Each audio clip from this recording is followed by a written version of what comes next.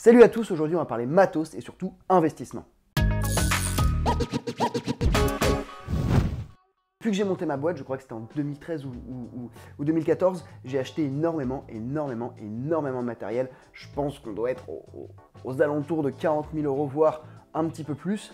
Et ces 40 000 €, voire un petit peu plus, au final, je pense qu'il y a au moins un quart, voire un tiers que j'ai mal investi. Et ce quart tiers là d'achat que j'ai fait, on peut pas dire que c'était des achats vraiment réfléchis, mais plus instinctifs et même plus émotionnel. Et donc l'idée avec cet épisode, c'est que vous ne fassiez pas la même erreur que moi. Alors cet épisode, ça va être un épisode assez global, mais il a été pensé dans le cadre d'une série entière. Donc je vais faire un épisode sur chaque type de matériel. Et là, on va voir plus globalement comment choisir son matériel, mais vous aurez un épisode sur comment choisir sa caméra, comment choisir son moniteur, comment choisir ses optiques, comment choisir, vous me donnerez des idées si vous hésitez entre tel ou tel matériel. Mais voilà, c'est le premier introductif d'une longue série. Déjà, je te propose de te raconter un petit exemple de, on va dire, ces 10-15 000 € que j'ai investi de manière très bête et pas du tout rentabilisée.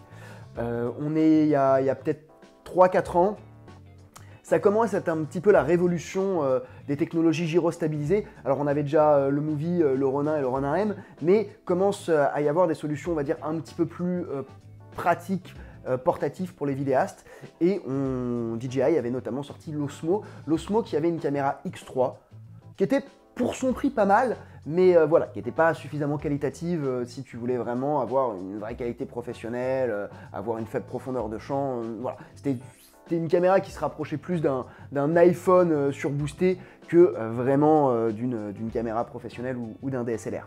Et donc, ils avaient une autre caméra, ils avaient la caméra X5 qu'ils utilisaient pour les drones. Et là, pour le coup, c'est une belle caméra à 3 000 €. Et donc, ils expliquaient que il y allait avoir moyen de prendre la poignée de l'Osmo, le gimbal, et de mettre la X5. Quand j'ai vu ça, je me suis dit waouh, mais c'est trop génial, je vais pouvoir avoir des plans, je vais pouvoir avoir un équipement pas encombrant du tout et avoir une super stabilité, ça va vraiment rendre mes productions meilleures. Alors du coup, ni une ni deux, j'appelle mon revendeur et je leur dis ok, je vais avoir l'X5, la caméra X5. Ils me font ok, en revanche l'adaptateur n'est pas encore sorti, mais il va bientôt sortir.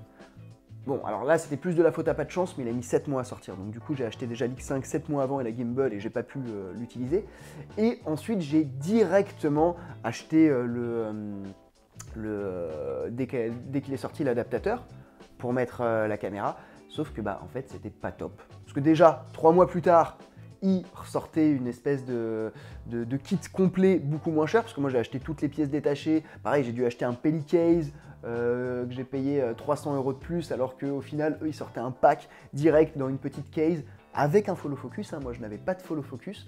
Donc, au final, j'ai eu le truc ok en premier. J'ai essuyé les plâtres, parce qu'au début, il y avait plein de trucs qui ne marchaient pas, les versions n'étaient pas tout à fait abouties, et j'avais pas de follow focus, et aussi après utilisation, je me suis rendu compte que c'était pas optimal. Pourquoi? Parce que déjà, j'avais ce gros Pelly. Vous doutez bien que quand je vais en Presta, je prends pas que un Osmo X5, je prends aussi mon DSLR, des pieds et tout, donc au final, ça me alourdissait pas mal. Puis au final, l'Osmo X5 c'était pas top parce que ça faisait une caméra en plus, j'avais pas de follow focus, donc régler le point là sur l'iPhone en tant que moniteur c'est super galère, et en plus ça émet en Wi-Fi l'image, donc l'X5 envoie l'image en Wi-Fi, mais du coup c'est une image qui est pas incroyable et qui est un peu floue, mais tu sais jamais si c'est flou parce que t'as pas le point, ou si c'est flou parce que c'est l'image qui lag, donc c'était assez galère. Donc non seulement en payant pièces détachées, j'ai payé plus cher, ensuite je me suis rendu compte que sur le terrain, ça me convenait pas, et au final, j'ai dû dépenser 3 500, 4 000 € pour quelque chose que j'ai dû utiliser 4, 5, 6 fois. En plus, c'est super fragile, donc clairement, c'était un mauvais achat.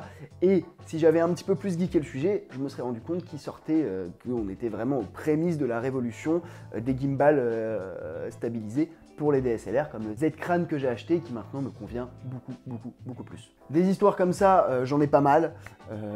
Là, normalement, c'est bon, je suis sorti de ma phase achat un petit peu compulsif, et je vais te donner des petites pistes pour pas faire les mêmes erreurs. Déjà, première question importante à te poser, c'est pourquoi est-ce que tu veux ce matos?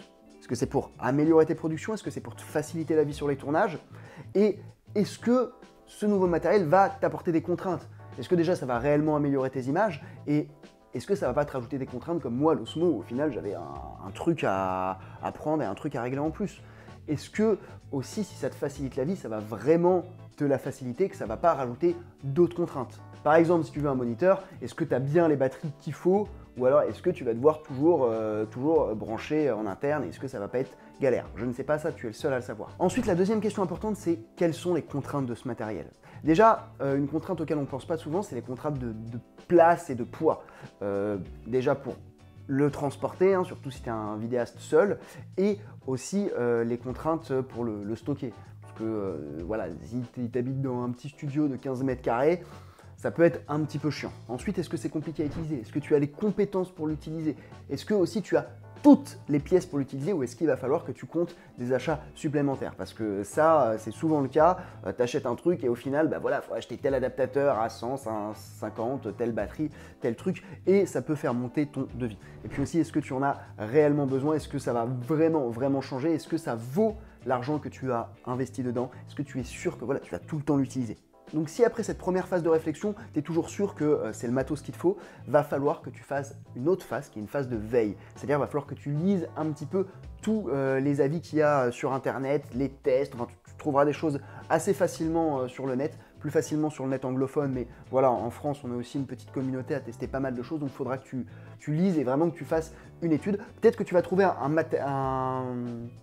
un matériel alternatif un peu moins cher et peut-être qui n'a pas autant d'options mais qui toi te convient mieux. Donc voilà, vraiment fais une veille et regarde éventuellement ce que la concurrence propose d'alternatifs. Et ton but c'est pas d'avoir ce matériel, c'est de résoudre tel problème ou d'améliorer telle chose. Et peut-être que ça tu le passeras par soit une autre marque concurrente qui vend le même type d'objet, soit carrément par un autre objet. Après, si t'es comme moi, un petit peu hyperactif, super enthousiasme, ouais, je vais avoir la Osmo X5, ouais, j'ai une série d'optiques Carl Zeiss, easy peasy, frère.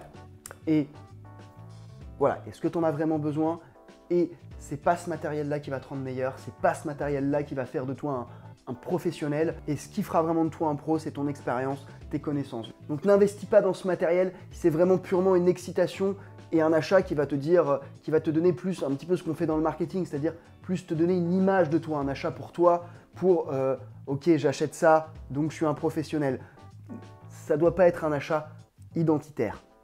Alors, moi, j'ai rien contre les achats identitaires, hein, je trouve ça très bien qu'il y ait des marques et des valeurs et que tu puisses t'identifier à ça, mais voilà, le matériel, ça peut coûter très très cher et réfléchis si ça vaut vraiment le coup. Et le côté identitaire pour moi d'une marque, valeur ou le côté bon bah j'ai du matos, c'est cool, je suis un pro, pourquoi pas, mais ça vient après quelle est mon utilité et quel est mon besoin. Est-ce que ça n'a pas de contraintes? Et voilà, ça vient vraiment après une réflexion plus pragmatique. Donc fais attention voilà, au côté un petit peu plus émotionnel de l'achat dans lequel moi je suis tombé et qui m'a coûté 10 à 15 000 euros. Voilà, on arrive à la fin de cet épisode. Donc tu l'as remarqué, c'est un épisode assez global et comme je t'ai dit, bah, je ferai vraiment des épisodes sur chaque type de matos. Là, je vais tourner juste après l'épisode sur comment choisir ses optiques. Je pense qu'il y aura aussi un comment choisir ses moniteurs parce que je trouve ça assez intéressant. Et évidemment, il y aura aussi comment choisir sa caméra, mais sur la caméra, on ira encore beaucoup plus loin. On va faire un truc chambé, j'espère. Ça va s'appeler Battlecam. Comme d'habitude, tu n'hésites pas à me lâcher un petit like parce que tu sais que ça me fait plaisir, tu sais que ça me motive. Aussi, si tu n'es pas abonné, bah, tu peux t'abonner parce que ça aussi, ça me motive et ça me fait plaisir. Quoi te dire d'autre? Oui, tu peux télécharger si tu es débutant le guide du premier tournage qui est dans la description. Et aussi, laisse-moi des commentaires et dis-moi notamment s'il y a des types de matos. Alors, ça va être compliqué si chacun me dit voilà je vais acheter ça, est-ce que c'est bien parce que j'ai pas tout testé. En revanche, un épisode sur par exemple, ah ouais je kifferais que tu fasses un épisode sur comment choisir son pied, il n'y a pas de souci. Donc si tu as des idées voilà, de choses que tu aimerais que je traite, n'hésite pas à me le dire dans les commentaires. Puis même d'autres épisodes qui sont pas liés au matos, hein, à tous les trucs du cinéma, je peux te faire un épisode là-dessus, donc n'hésite pas. Voilà, bah écoute, je te dis à très bientôt, je vous dis à très bientôt et on se retrouve dans une prochaine vidéo. Ciao!